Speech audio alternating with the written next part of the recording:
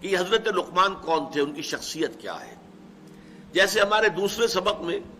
اس کا موضوع تو تھا نیکی کی حقیقت، پس منظر میں ایک واقعہ تھا، تحویل قبلہ کا واقعہ، جو شمال سے جنوب کی طرف رخ کرنے کا حکم ہو گیا، بیت المقدس کی بجائے بیت اللہ الحرام کی طرف، یہ واقعہ تھا۔ تو لیس البر ان تولوا وجوہکم قبل المشرق والمغرب، یہاں سے بات شروع ہوئی۔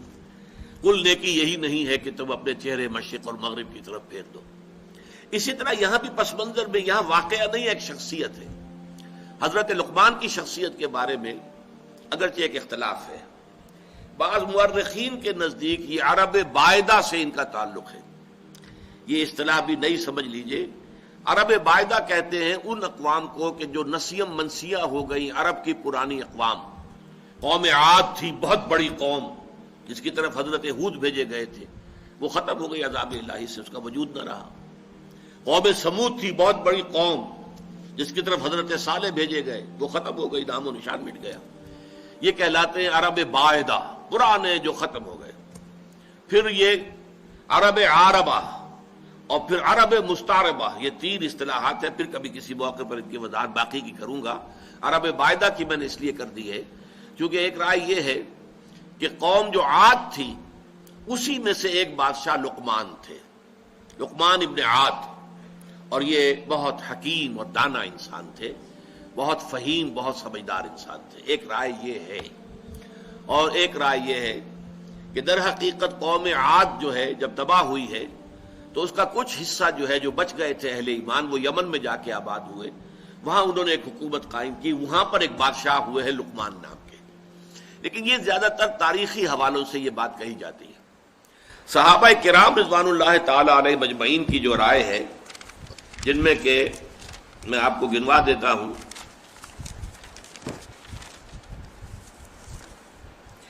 ابو ہریرہ رضی اللہ عنہ، ابن عباس رضی اللہ تعالی عنہما، جابر بن عبداللہ انصاری رضی اللہ تعالی عنہ، پھر یہ کہ تابعین میں سے سعید ابن مسیب، مجاہد، اکرمہ رحمۃ اللہ علیہم، ان سب کی رائے یہ ہے کہ یہ اصل میں سوڈان کے رہنے والے سیاہ فام انسان تھے، اور سوڈان کا جو شمالی کنارہ ہے نوبیا کہلاتا ہے، وہ تقریباً مصر اور سوڈان کے درمیان پڑتا ہے، وہاں کے رہنے والے تھے، پیشے کے اعتبار سے کارپینٹر تھے، اور یہ آ کر عرب میں آباد ہو گئے تھے۔ اب یہ گویا کہ اس اعتبار سے یہ کوئی خاندانی اعتبار سے بھی کوئی وجاہت نہیں تھی، پیشے کے اعتبار سے بھی کوئی وجاہت نہیں تھی، کوئی دولت و ثروت بھی نہیں تھی،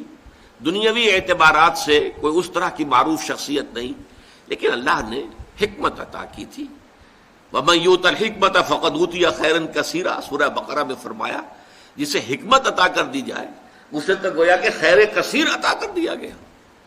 تو ان کی حکمت اور دانائی جو ہے اس کی بنا پر ان کے اقوال کوٹ کیے جاتے تھے عرب میں، جو خطبہ تھے۔ جیسے اب میں تقریر کرتا ہوں تو علامہ اقبال کے اشعار جو ہے کوٹ کرتا ہوں، اس لیے کہ میں محسوس کرتا ہوں کہ جو بات میں کہنی چاہ رہا ہوں وہ شاید میں اپنے الفاظ میں اتنی خوبصورت طور پر نہ کہہ سکوں جیسا کہ اقبال نے اس اپنے شعر میں کہا ہے، تو بات کو واضح کرنا مقصود ہے نا، تو اس لیے آپ حوالہ دیتے ہیں۔ پھر اس اعتبار سے بھی کہ انہیں مانا جاتا ہے، مسلم ہے، حکیم الامت ہے، بہت بڑے فلسفی ہیں، بڑے دانا انسان ہیں۔ تو یہی کوٹ کرنے کا انداز تھا عرب میں کہ شعراء اور خطباء یہ کوٹ کیا کرتے تھے۔ چنانچہ امرؤ القیس جس کو کہا جاتا ہے کہ عرب شعراء کا سردار، بادشاہ، اسی طرح حضرت لبید جو سبع معلقہ کے شعراء میں سے آخری تھے اور ایمان لے آئے تھے،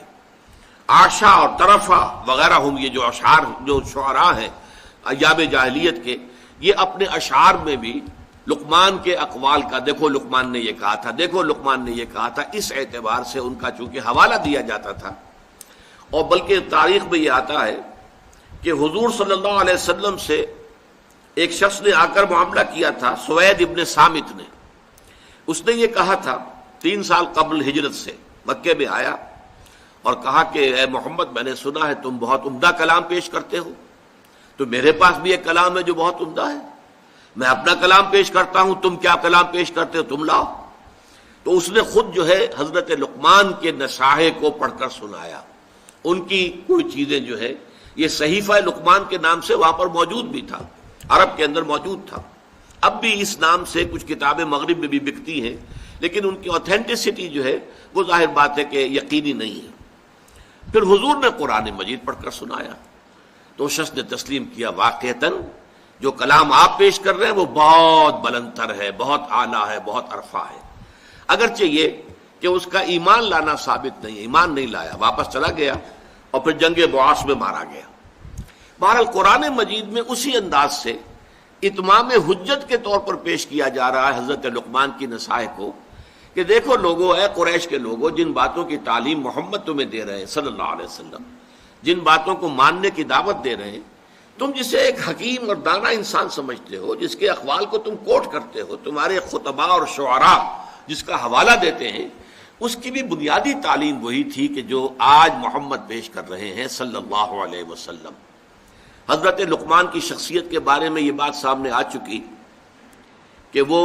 ایک قول کے مطابق عرب باعدہ سے متعلق تھے، قوم عاد جو اوریجنل قوم عاد تھی، اس کے بادشاہوں میں سے ایک بادشاہ تھے، یا ان پر عذاب آنے کے بعد جو اہل ایمان ان میں سے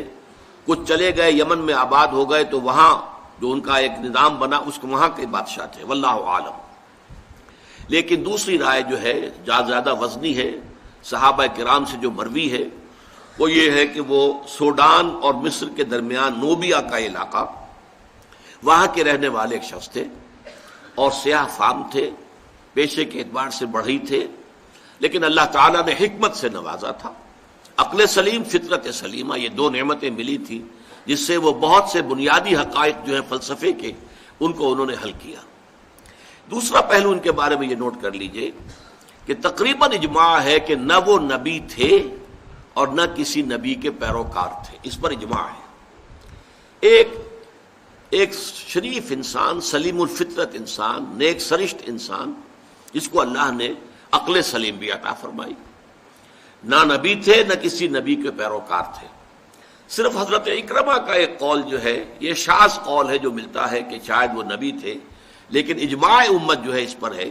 کہ وہ نبی نہیں تھے، نہ نبی تھے نہ کسی نبی کے پیروکار تھے۔ اور میرے نزدیک اس رکوع کے مضامین کے اندر داخلی طور پر بڑی ناقابل تردید شہادت موجود ہے کہ نہ وہ نبی تھے نہ نبی کے امتی تھے۔ اگر نبی ہوتے تو وہ بہت سی ایسی باتوں کا تذکرہ بھی اپنے بیٹے سے کرتے کہ جو صرف وحی کے ذریعے سے معلوم ہوتی ہے۔ وہاں پھر جنت اور دوزخ کا ذکر بھی آتا، کہیں فرشتوں کا ذکر بھی آتا، کسی کتاب کا ذکر بھی آتا جو نبی کو دی گئی ہو، کسی صحیفے کا ذکر بھی آتا۔ ان تمام چیزوں سے یہ پورا رکوع خالی ہے۔ اور اسی طریقے سے اگر کسی نبی کے پیروکار ہوتے